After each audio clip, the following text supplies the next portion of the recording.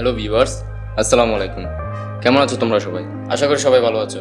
তো আজকে ফটোশপের ক্লাসে তোমাদের সবাইকে স্বাগতম। তো আজকে আমরা ফটোশপের পরবর্তী কাজগুলো দেখব। তো প্রথমত আমরা ফটোশপটি ওপেন করে নিলাম। তো আগের টুলের কাজগুলো যারা দেখোনি তারা অবশ্যই কাজগুলো দেখে নিবে, কারণ ফটোশপের আগের টুলের কাজগুলো ছাড়া তোমরা নতুন করে কিছু বুঝবে না। তো আগের টুলের কাজগুলো তোমরা অবশ্যই দেখে নিবে, আর যারা দেখেছো তাদেরকে ধন্যবাদ। তো চলো আজকে কাজ শুরু করে নিই। তো আগের পর্বে দেখিয়েছিলাম আমরা ডাইরেক্ট সিলেকশন টুল এবং শেপ টুলগুলোর কাজগুলো দেখিয়েছিলাম। তো আজকে আমরা হ্যান্ড টুল, জুম টুল এবং এখানে কালার অপশনটা এবং এখানে স্ক্রিন মোডটা নিয়ে আমরা আজকে সম্পূর্ণ টুলের কাজগুলো আমরা আজকে মূলত এখানেই শেষ করে দেব। তো যারা সবগুলো টুলের কাজ দেখেছো তারা অবশ্যই মোটামুটি বুঝেছো টুলের কাজগুলো, আর যারা দেখোনি তারা অবশ্যই দেখে নিবে। টুলের কাজগুলো না দেখা ছাড়া তোমরা মূল কাজের কিছুই পরবর্তীতে যখন এডিট করতে যাবে তখন কিন্তু তোমাদের সমস্যা হবে, তাই টুলের কাজগুলো অবশ্যই দেখে নিবে। তো আজকে আমরা মূলত টুলের কাজ এখানেই শেষ করে দেব, কারণ আমাদের টুলের কাজ এ পর্যন্তই। এরপর আমরা উপরের মেনুগুলোর কাজ দেখব, তারপর আমরা এদিকের ইন্টারফেসটা দেখব ধাপে ধাপে। এরপর আমরা দেখব এক্সপার্ট লেভেলের ফটো এডিটিংয়ের মূল কাজগুলো বা ডিজাইনের কাজে আমরা ঢুকে যাবো আস্তে আস্তে। তো ধৈর্য সহকারে ভিডিওগুলো সম্পূর্ণ দেখবে। তো আজকের কথা বলা না, চলো আমরা ফাইল থেকে একটা ছবি বা যে কোনো একটা ডকুমেন্ট ওপেন করে নিই। তো আমরা ফাইল থেকে নিউতে গেলাম বা ওপেনে গেলাম। ওপেন থেকে যাওয়ার পর আমরা যে কোনো একটা ছবি ওপেন করে নিতেছি, যেমন এই ছবিটা ওপেন করলাম। তো প্রথমে আছে হ্যান্ড টুল। হ্যান্ড টুলের কাজ দেখানোর জন্য আমরা হ্যান্ড টুলের যখন আমরা ক্লিক করব তখন আমাদের হ্যান্ড টুলটি চালু হয়ে যাবে। তো হ্যান্ড টুলের কাজ দেখানোর জন্য আমরা একটা ছবি বা একটা ডকুমেন্টকে পুরোপুরি জুম করে নিব, কারণ হ্যান্ড টুলের মূলত কাজ আসে যখন আমরা একটা ছবি বা একটা ডকুমেন্ট সম্পূর্ণ ওপেন থাকে, তখনই আমাদের হ্যান্ড টুলের কাজটা আসে। কারণ আমরা এদিক থেকে ওদিকে যাওয়ার জন্য বা যেমন ধরো আমরা এই ছবিটার কিন্তু সম্পূর্ণ অংশটা আমরা দেখতে পাইতেছি না, কারণ আমরা সর্বোচ্চ জুমে আছে বা একটু জুমে আছে। তো এখন উপরের দিকে দেখার জন্য বা সাইডের দিকে দেখার জন্য আমরা এদিক বা ওইদিকে ছবিটাকে নাড়াচাড়া করতে হবে। তো নাড়াচাড়া করার কাজটাই মূলত হ্যান্ড টুলটা করি। তো এই কাজটা আমরা এখান থেকে রুলার থেকেও করতে পারি, ডাইনে বামে অথবা উপরে নিচে, কিন্তু সুবিধা হলো হ্যান্ড টুলে। তো হ্যান্ড টুলে করার জন্য আমরা কিবোর্ড থেকে হ্যান্ড টুল আমরা এখানে ক্লিক করার পর আমরা হ্যান্ড টুলে ক্লিক করবো। হ্যান্ড টুলে ক্লিক করার পর আমরা আমার এখানে মাউসের আইকন অন্যরকম দেখা যাচ্ছে। তো আপনারা যারা ফটোশপে কাজ করবেন তাদের এখানে হ্যান্ড টুলটা অবশ্যই দেখাবে, একটা হাতের মতন টুল আসবে। তো টুলটাতে আসার পর আপনারা যখন ছবির মধ্যে মাউসের লেফট বাটনে ধরবেন ক্লিক করে, তখন এদিক ওদিক টান দিলে ছবিটা লড়বে।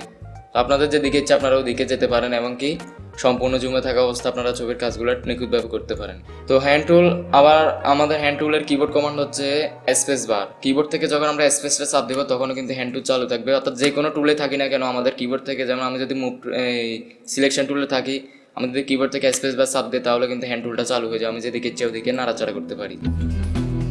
তো এই হচ্ছে মোটামুটি আমাদের হ্যান্ড টুলের কাজটা। যারা ফটোশপ CS6 বা আরও আধুনিক ভার্সনগুলো ইউজ করতেছো তো তাদের বেলায় হ্যান্ড টুলের ভিতরে আরেকটা টুল থাকবে, ওটা হচ্ছে রোটেট ভিউ টুল। রোটেট ভিউ টুলে ক্লিক করলে ছবিটা মূলত ঘুরানোর কাজ করে। অর্থাৎ হ্যান্ড টুল যখন আমরা হ্যান্ড টুলে রাখি তখন কিন্তু ছবি দিক থেকে ওদিকে যায়, কিন্তু ছবি ঘুরে না। আমরা যখন রোটেট ভিউ টুলে ক্লিক করব তখন কিন্তু ছবিকে ঘুরাতে পারবো। অর্থাৎ রোটেট ভিউ টুলে ক্লিক করার পর আমরা ছবিকে যদি আমরা এখানে ক্লিক করি, মাউস একটা কম্পাস আসবে, তারপর আমরা যেদিকে ইচ্ছে এদিকে ড্র্যাগ করে ছবিটাকে ঘুরাতে পারি। তো এইভাবে কিন্তু আমরা ছবিটাকে ঘুরে দেবো। আমরা একটু জুম ছোটো করে দেখাইতেছি। এই যে আমরা সম্পূর্ণভাবে ঘুরিয়ে দিলাম অথবা অর্ধেক ঘুরিয়ে দিলাম, তাহলে এভাবে কিন্তু ঘুরানো যাবে হ্যান্ড রোটেট টুল দ্বারা। তো আমরা এটাকে কন্ট্রোলটা জ্যাটিয়ে ব্যাকে চলে গেলাম, অথবা কোনো কাজ থেকে আপনার ব্যাকে যেতে হলে কন্ট্রোলটা জ্যাট চাপ দিই। তো আমরা ছবিটা আগের মতন করে নিলাম। তো এই যে মোটামুটি আমাদের হ্যান্ড টুলের ভিতরকার কাজগুলো। এরপর আছে জুম টুল। জুম টুলে আমরা ক্লিক করলে জুমের এইরকম একটা অপশন আসবে, অর্থাৎ আমাদের এখানে মাউসের চিহ্ন একটু অন্যরকম দেখা যাচ্ছে। আপনাদের এখানে একটা ম্যাগনিফাই গ্লাসের মতন আসবে এবং কি ভিতরে প্লাস চিহ্ন থাকবে, ঠিক এরকম। যখন প্লাস চিহ্ন আবার এখান থেকে যখন প্লাস চিহ্ন আপনি ক্লিক রাখবেন তখন যদি মাউস দ্বারা ক্লিক করেন তাহলে ছবিটা কিন্তু আস্তে আস্তে জুম ইন হবে, আর যখন এখান থেকে মাইনাসে ক্লিক করবেন ছবিটা জুম আউট হতে থাকবে। অথবা কিবোর্ড থেকে আমরা যদি অল্টাটা প্রেস করে মাউসের স্ক্রল বার ঘুরে তাহলেও জুম হবে, আবার অল্টা প্রেস করে মাউসের স্ক্রল বারটা নিচের দিকে উপরের দিকে ঘুরালে তাহলে জুম ইন হবে, জুম আউট হবে। অল্টা প্রেস করে যদি স্ক্রল বারটা একটু সামনের দিকে ঘুরে তাহলে কিন্তু জুম ইন হবে, আর স্ক্রল বারটা অল্টা সেট থেকে স্ক্রল বারটা যদি আমরা পিছনের দিকে ঘুরে তাহলে কিন্তু জুম আউট হবে। তো এই হচ্ছে আমাদের জুম টুলের কাজটা। এরপর আমরা কিবোর্ড থেকে কন্ট্রোলটা চাপ দিয়ে যদি আমরা প্লাস অর্থাৎ ব্যাক স্পেসের সাথে যে প্লাসটা আছে, কিবোর্ডে ব্যাক স্পেসের সাথে যে প্লাসটা আছে, কন্ট্রোলটা চাপ দিয়ে যদি আমরা ব্যাক স্পেসের সাথে প্লাসটা চাপ দিই তাহলে কিন্তু ছবি জুম ইন হবে। আবার কন্ট্রোল চাপ দিয়ে প্লাসের সাথে মাইনাসটা চাপ দিলে কিন্তু জুম আউট হবে। তো হচ্ছে মোটামুটি জুম টুলের কিছু অপশন বা কিছু শর্টকাট কমান্ড। তো এই জুম টুলের মূল কাজটা হলো ছবিকে জুম বা জুম আউট করা। এটা হচ্ছে ছবির মূল জুম টুলের মূল কাজ।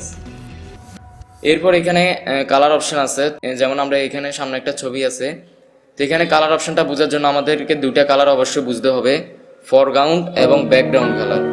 উপরে যে সাদা রংটা যেটা দেখতেছেন এটাকে বলা হয় ফরগ্রাউন্ড কালার, আর নিচে যে আমরা কালো অংশটা দেখতে পাচ্ছি বা একটা কালো রং দেখতে পাচ্ছি ওটাকে বলা হয় ব্যাকগ্রাউন্ড কালার। আমরা যখন কালার অ্যাপ্লাই করি ফরগ্রাউন্ড কালার অ্যাপ্লাই করার জন্য আমরা উপরেরটা ব্যবহার করি, আর ব্যাকগ্রাউন্ড হিসেবে ব্যবহার করার জন্য আমরা নিচেরটার মধ্যে ক্লিক করে আমরা নিচেরটা ব্যবহার করি। তো ফরগ্রাউন্ড আর ব্যাকগ্রাউন্ড বোঝার জন্য আমরা এই ফুলটার দিকে লক্ষ্য করি। যেমন এই ফুলটা হচ্ছে ফরগ্রাউন্ড হিসেবে আছে, ফুলের পিছনের অংশটা কিন্তু ব্যাকগ্রাউন্ড হিসেবে আছে। এখন যদি আমরা ফুলটাকে সিলেকশন করে আমরা যদি ব্যাকগ্রাউন্ডের কালার পরিবর্তন করি তাহলে ফুলটাকে প্রথম সিলেকশন করতে হবে, তারপর ব্যাকগ্রাউন্ড অপশানে ক্লিক করে এখান থেকে যে কোনো একটা রং সিলেক্ট করে অথবা এখান থেকে রঙের স্যাম্পল নিয়ে আমরা ওকেতে প্রেস রংটা অ্যাপ্লাই করতে পারি। তো এই অপশনটা বোঝার জন্য আমরা আগে ফুলটাকে সিলেকশন করে নিতেছি। যেমন ধরেন আমরা যদি শর্টকাটে করার জন্য আমরা কুইক সিলেকশন টুল নিলাম, তো কুইক সিলেকশন টুল দ্বারা আমরা একটু তাড়াতাড়ি সিলেক্ট করে নিলাম। তো যারা কুইক সিলেকশন টুলের কাজগুলো দেখে না তারা দেখে নেবেন। কুইক সিলেকশন টুলে ক্লিক করার পর আপনারা শুধু ড্র্যাগ করলেই কালার অনুযায়ী ছবিটা সিলেক্ট হতে থাকবে। তো আমরা ছবিটাকে সিলেক্ট করে নিলাম। সিলেক্ট করার পর এখন যদি আমরা এখান থেকে ব্যাকগ্রাউন্ড কালার অ্যাপ্লাই করি, যেমন আমরা এই কালারটা নিতে চাইতেছি না, আমরা এখান থেকে অন্য একটা কালার নিব, যেমন এই কালারটা নিব। তো ওকেতে ক্লিক করলাম।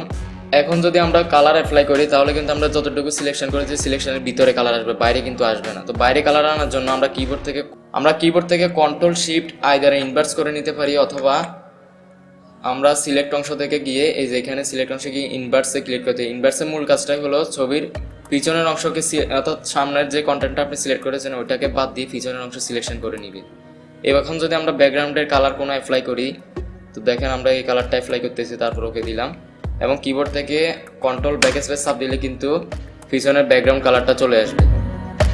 তো এই হচ্ছে মোটামুটি আমাদের ব্যাকগ্রাউন্ডের কাজটা। এখন ফরগ্রাউন্ডে যদি আমরা কালার দিতে চাই, ফরগ্রাউন্ড আমরা ফুলটাকে ধরেছি, তো ফুলটার মধ্যে যদি আমরা একটা কালার দিতে চাই তাহলে কিন্তু আমাদের এই যে সিলেকশনটা আমাদের আবার ভিতরে আনতে হবে। ভিতরে আনার জন্য আমরা কিবোর্ড থেকে কন্ট্রোল শিফট আইটা আবার প্রেস করতে পারি, বা শিফট কন্ট্রোল আইটা প্রেস করতে পারি, অথবা আমরা সিলেক্ট অপশানে গিয়ে সিলেক্ট থেকে আমরা ইনভার্স করে দিতে পারি। ইনভার্স করলে আবার ব্যাক আসবে সিলেকশনটা। তো তারপর আমরা যদি ফরগ্রাউন্ডে যে কোনো একটা কালার নিয়ে ব্যাকগ্রাউন্ডে কালার দেওয়ার জন্য কন্ট্রোল ব্যাক স্পেস, আর ফরগ্রাউন্ডে কালার দেওয়ার জন্য ফরগ্রাউন্ড কালার জন্য আমরা ইউজ করব অল্টা ব্যাক স্পেস। আমরা কন্ট্রোল জেড দিয়ে ব্যাকে গেলাম। তো আমি কাজটা আরেকবার দেখা দিচ্ছি। আমরা যখন কন্ট্রোল অল্টা জেড দিয়ে আমরা ব্যাকে গেলাম, আমরা ফার্স্টে সিলেকশন করব যে ডকুমেন্টটাকে আমরা, যেমন আমরা ফরগ্রাউন্ড হিসাবে ফুলটাকে ধরেছি, ব্যাকগ্রাউন্ড হিসাবে তার ফুলের পিছনের অংশটাকে ধরেছি। তো আমরা ফরগ্রাউন্ডে যদি কালার দিতে চাই তাহলে এই যে সিলেকশন করার পর আমরা এখান থেকে যে কোনো একটা কালার অ্যাপ্লাই করব, যেমন আমরা এই কালারটা অ্যাপ্লাই করলাম। ফরগ্রাউন্ডে কালার দেওয়ার কমান্ড হচ্ছে অল্টা ব্যাক স্পেস। কিবোর্ড থেকে যদি আমরা অল্টা চেপে যদি ব্যাক স্পেসটা প্রেস করি একসাথে, তাহলে কিন্তু আমাদের ফরগ্রাউন্ডে যে কালারটা দিয়েছি ওই কালারটা এখানে অ্যাপ্লাই হবে। আর ব্যাকগ্রাউন্ড কালার দেওয়ার জন্য ব্যাকগ্রাউন্ডটাকে ফার্স্টে সিলেক্ট করতে হবে। তো যেহেতু আমাদের ফরগ্রাউন্ডটা সিলেক্ট আছে, আমরা ব্যাকগ্রাউন্ড সিলেক্ট করার জন্য কিবোর্ড থেকে কন্ট্রোল শিফট আই প্রেস করতে পারি, অথবা সিলেক্ট থেকে গিয়ে আমরা ইনভার্স করে দিতে পারি। ইনভার্সের মূল কাজটাই হলো যে, অর্থাৎ মূল কন্টেন্টটাকে যে কন্টেন্টটা আমাদের এখন বর্তমানে সিলেক্ট আছে ওটাকে বাদ দিয়ে পিছনের অংশটা সিলেক্ট করে নিবে। এটা হচ্ছে ইনভার্সের কাজ। তো ইনভার্স করার পর এবার আমরা যদি ব্যাকগ্রাউন্ড কালার থেকে যে কোনো একটা কালার অ্যাপ্লাই করি, যেমন আমরা এখন এই কালারটা অ্যাপ্লাই করতে চাইতেছি। তো কালার সিলেকশন করার পর এবার আমরা ব্যাকগ্রাউন্ডে কালার দেওয়ার কিবোর্ড কমান্ড হচ্ছে control back space. অল্টা back space দিলে ফরগ্রাউন্ডে কালার হবে, আর কন্ট্রোল ব্যাক স্পেস দিলে তার ব্যাকগ্রাউন্ডের পিছনের ব্যাকগ্রাউন্ডে কালারটা হবে। তো এই হচ্ছে মোটামুটি কালার ইফেক্টের কাজটা। তো আমরা কন্ট্রোলটা জেড ব্যাকে চলে গেলাম, কন্ট্রোল ডি দ্বারা ডিসিলেক্ট করলাম। তো ডিসিলেক্ট আপনারা এই যে সিলেকশন একটা চালু আছে, কিন্তু এখন এটাকে কাটতে চাইলে আপনারা কন্ট্রোল ডি চাপতে পারেন, অথবা সিলেক্ট থেকে গিয়ে আপনার ডিসিলেক্টে ক্লিক করতে পারেন, অথবা রাইট বাটনে ক্লিক করে সিলেক্ট অংশে রাইট বাটনে ক্লিক করে ডিসিলেক্টে ক্লিক করতে পারি। এরপর আছে আমাদের এইখানে দুটো অপশন আছে, অর্থাৎ এখানে যে অপশনটা আছে এটাকে বলা একটা অ্যারো চিহ্নের মতন আছে। এই অপশনটার কাজ হচ্ছে মূলত উপরে যে কালারটা আছে ফরগ্রাউন্ডটা ব্যাকগ্রাউন্ডে নিবে, ব্যাকগ্রাউন্ডটা ফরগ্রাউন্ডে নিবে, এটার কাজ হচ্ছে এটা। যেমন আমরা যদি এখানে ক্লিক করি তাহলে দেখেন আমাদের একটু আগে ফরগ্রাউন্ডে যে কালারটা ছিল এটা ব্যাকগ্রাউন্ডে চলে গেছে, ব্যাকগ্রাউন্ডের কালারটা ফরগ্রাউন্ডে চলে এসেছে।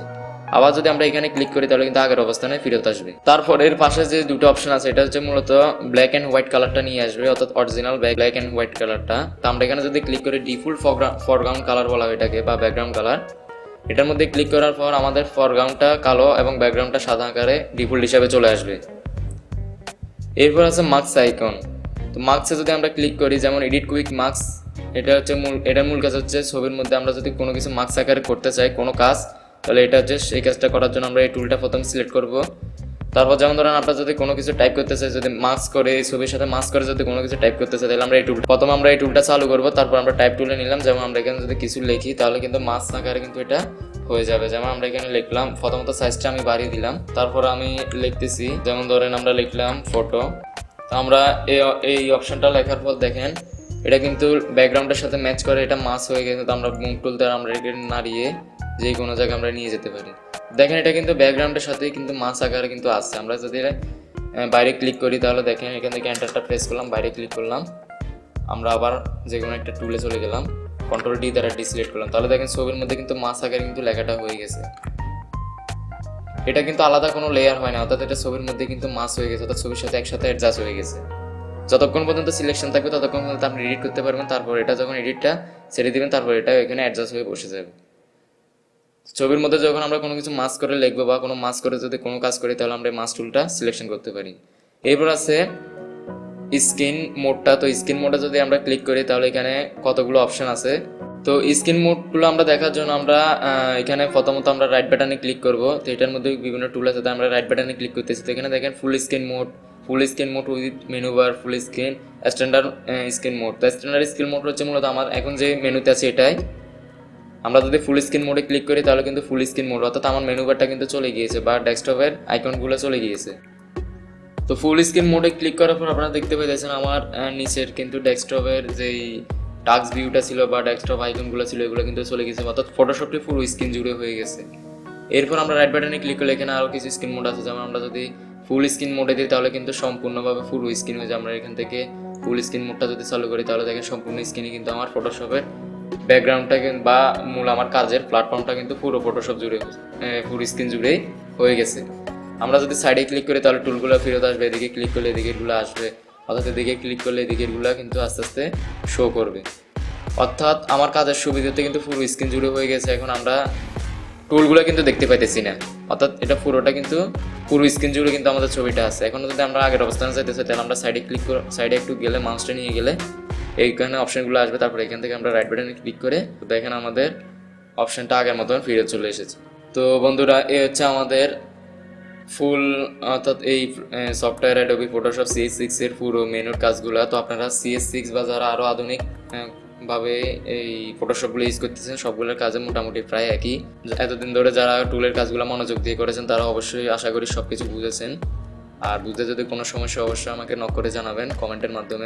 এতদিন ধরে আমরা যেসব টুলের কাজগুলো দেখেছি এগুলো আপনারা সবাই মনোযোগ সহকারে অবশ্যই আশা করি দেখেছেন, আর যারা দেখেনি তারা অবশ্যই দেখে নেবেন। পরবর্তীতে যখন আমরা ফটো এডিটিং কাজগুলো করব তখন কিন্তু আমাদের টুলের কাজগুলো কিন্তু অবশ্যই লাগবে, তাই টুলের কাজগুলো মনোযোগ সহকারে দেখবেন। একটা অ্যাডোবি ফটোশপ সফটওয়্যারকে সম্পূর্ণভাবে এক্সপার্ট হতে কিন্তু আপনাকে সবগুলো টুলের কাজ এক্সপার্টভাবে জানতে হবে। তো এরপর আজকে টুলের কাজগুলো শেষ, এরপর আমরা মেনুর কাজগুলো দেখবো, তারপর আমরা এডিটিংয়ের কাজে ঢুকবো, তারপর আমরা সম্পূর্ণ এডিটের কাজে ঢুকে যাব।